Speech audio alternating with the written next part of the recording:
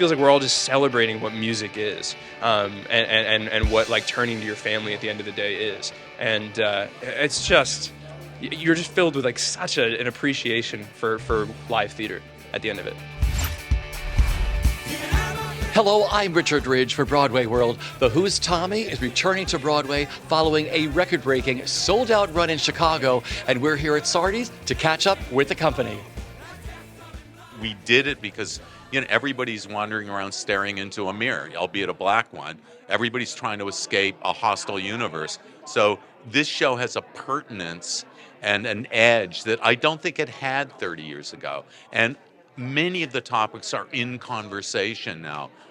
Bullying, abuse, trauma. They're things we talk about, as well as I think the Tommy being the political, cultural leader he becomes at the end of the second act. It's all on the table. So it's less about changing the story, although it is a very modern and contemporary staging of this, very different than the 130 years ago. It's really more of the story's the same. It's really more about the landscape around us changing. Let's talk about Tommy for 2024, what you wanted to bring to a brand new Tommy.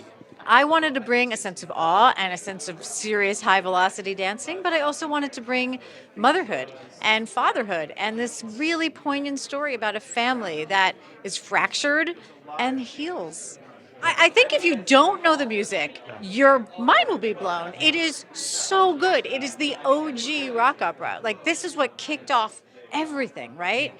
And he was 23 years old, and he made this show up before there were iPhones. And yet, I think 2024 audiences are going to see this and really get the metaphor of what we're doing to ourselves looking in these iPhones, what we're doing to ourselves blindly following leaders, what a movement can distort to. All of these things they're so prescient and they're so now. Well, you're about to make your Broadway debut as Tommy in Tommy. Is it surreal for you? It's insanely surreal. It's kind of one of those things where everyone's like, "How are you feeling? How are you feeling? Like, is this insane?" And it's like I just have to keep breathing through it, and I'm trying to just be present in each moment. It's the only way to like process it, I guess. What do you remember about that first performance with a live audience in Chicago with you as Tommy? Yeah. Well, we didn't know necessarily, as with all shows, you don't know how people are going to react. And it was insane. This, at least in Chicago, and I assume and hope it'll be the same in New York, this show almost felt like church in a way, just in the fact that like the audience doesn't really have time to clap or make any noise for the show. We move, we barrel through. But at the end, we all do this like benediction, this like full tilt song to the audience, and it really feels like a concert, and people stand up and they're like doing the old, like they're at a concert, and it just feels like we're all just celebrating what music is, and what like turning to your family at the end of the day is, and it's just, you're just filled with like such an appreciation for live theater at the end of it.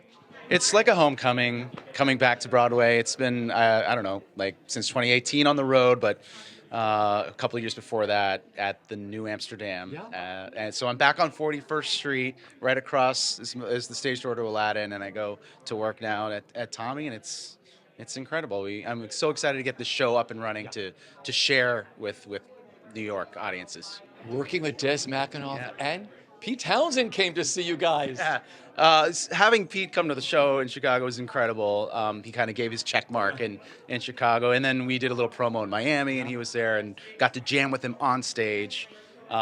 So he's very sweet. He's got that British humor, and he did this opera. He wrote this magnificent rock opera when he was 23, I think. Prodigy, and then bringing this.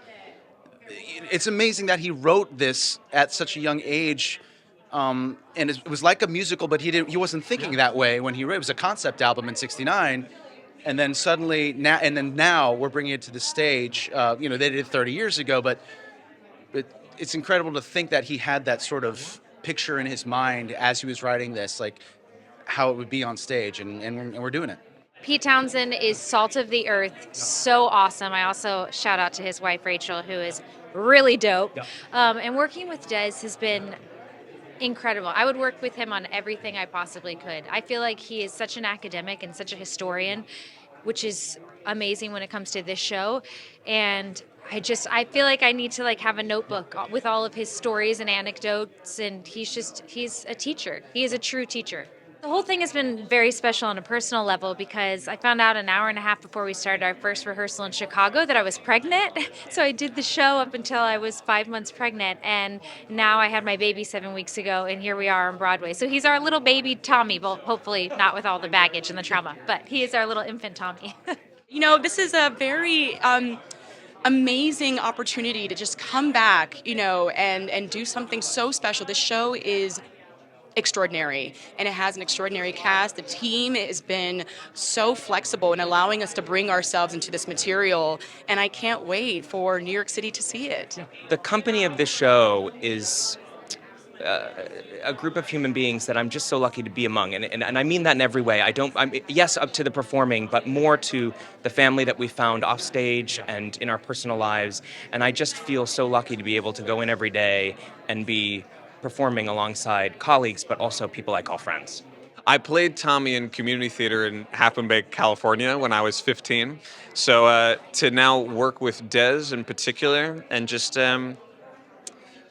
feel like you're a very small part of the history of this thing that means so much to people is a very moving feeling. And certainly when we were doing this in Chicago, we all had hopes that this would come here, but I think we were all taken aback by the speed and the trajectory and the ferocity that Steve Gabriel and Ira Pittman, our producers, got us here. So we just feel so lucky and it's really stunned, and we really just want to service the history of this piece.